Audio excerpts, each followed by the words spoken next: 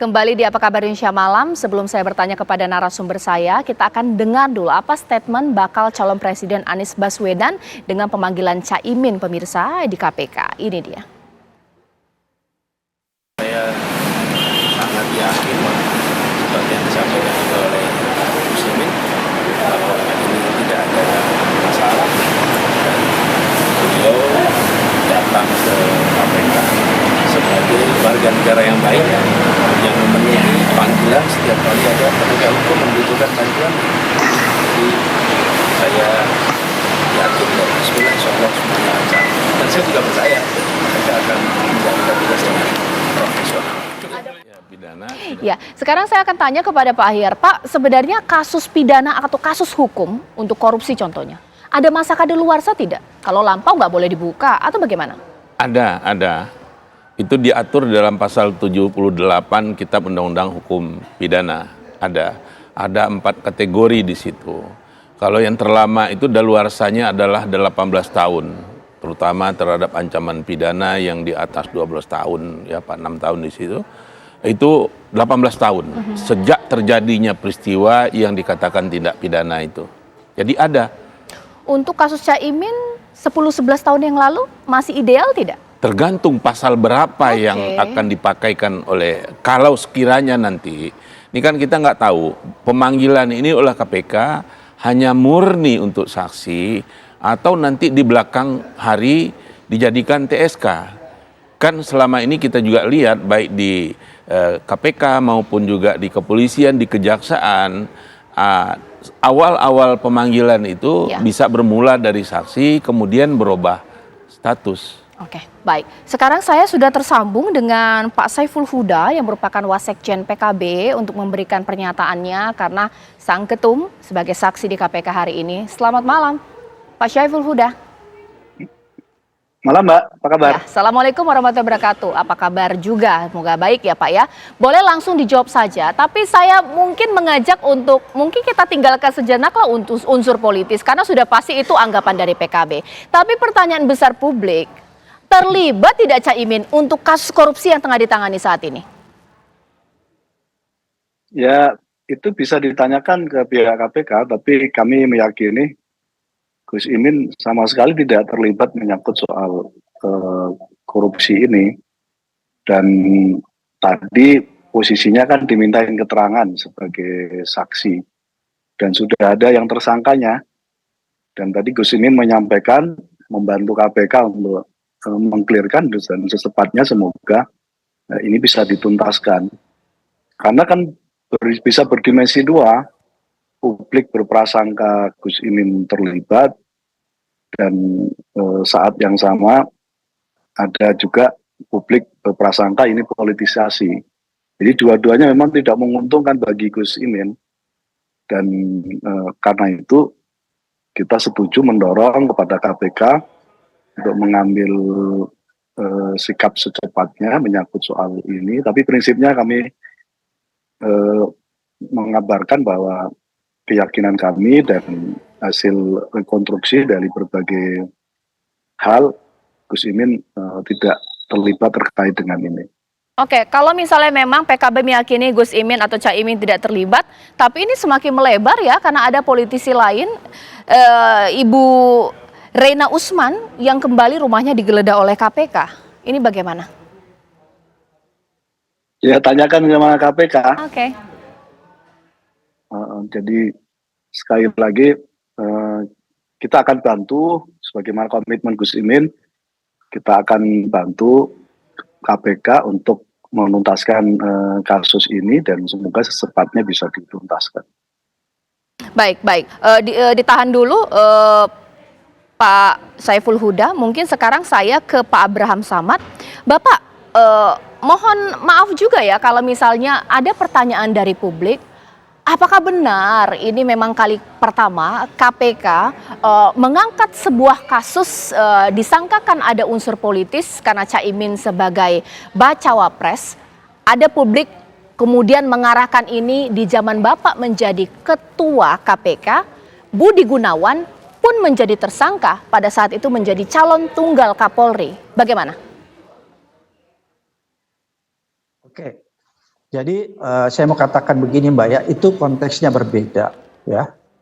Dan ingat pada saat itu kan kita mengusut kasus rekening gendut. Ya, dan itu memang diumumkan jauh hari sebelumnya bahwa kita sedang mengusut kasus rekening gendut. Cuman memang pada saat penetapan, ingat ya, penetapan tersangkanya itu ketika Pak Budi Gunawan masih status pada saat itu Wakapolri ya, kalau nggak salah Wakapolri atau Lemdiklat, saya agak lupa.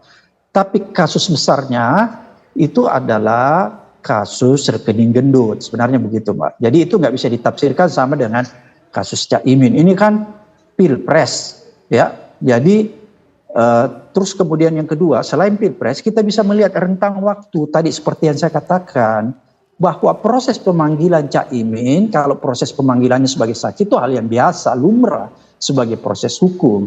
Tapi ketika kita melihat latar belakang pengungkapan kasus ini, itu yang ada keganjilan, ada keganjalan.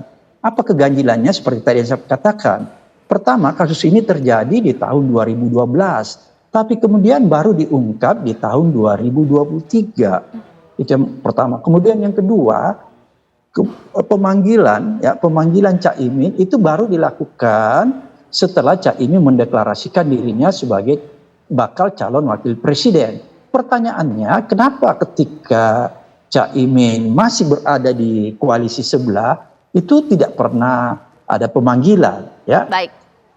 Dan lebih teknis lagi saya ingin katakan seperti tadi yang saya katakan Mbak Caca, saya kan pernah di KPK, jadi saya tahu tradisi mekanisme ketika sebuah kasus itu ditingkatkan dari tahapan di Direktorat Dumas naik ke tahapan di Direktorat Penyidikan, seperti tadi yang saya katakan. Pak, ditahan dulu. Sekarang saya mau konfirmasi kepada Pak Saiful Huda, betulkah bahwa partai memang tidak pernah sedikit pun mendengar bahwa ada pengungkapan kasus untuk hal ini ketika Cak Imin berada dalam koalisi pemerintahan, begitu Pak?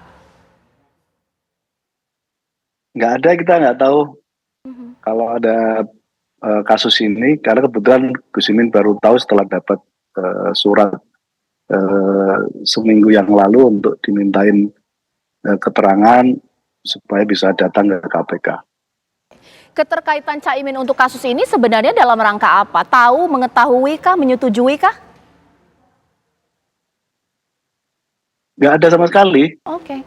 Jadi di dalam keterangan tadi juga disampaikan karena proyek ini kan proyek yang direkomendasikan hampir oleh 12-13 kementerian.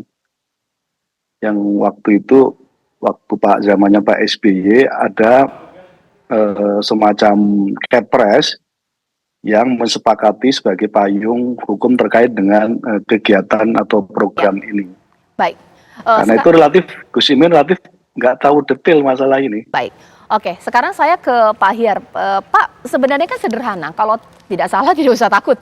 Karena kan untuk membangun konstruksi hukum tanpa bukti yang jelas kan tidak akan mungkin. Apakah jangan-jangan memang politisi juga nggak bersih-bersih amat, tinggal tunggu kapan kasusnya diungkap, bagaimana?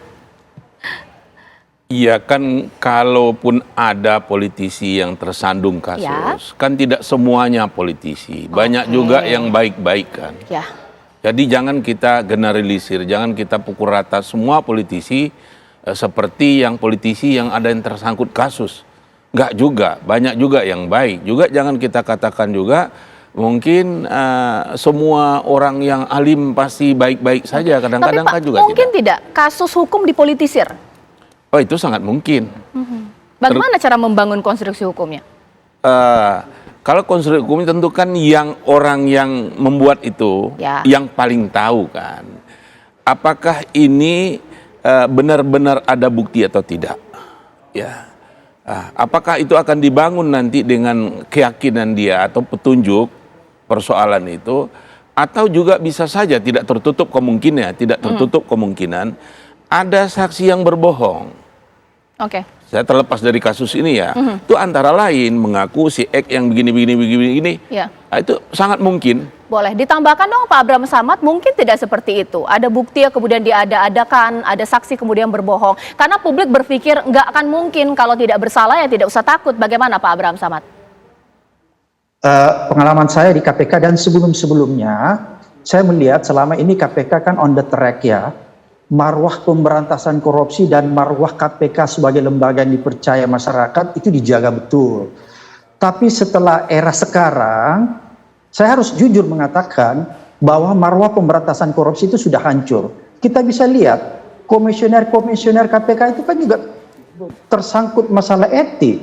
Pertama misalnya Firly masalah helikopter, kemudian ada Lili yang harus keluar karena tersangkut masalah gratifikasi nonton balap di Mandalika, kemudian ada komisioner yang chattingnya bocor, chatting dengan Kementerian SDM meminta macam-macam. Itu kan membuktikan bahwa ada masalah sebenarnya di tingkat kelembagaan KPK.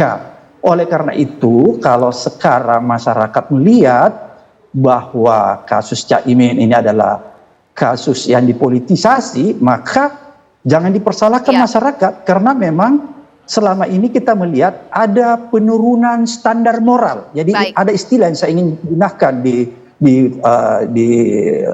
tempat ini, bahwa standar moral kepemimpinan KPK itu sekarang menurun.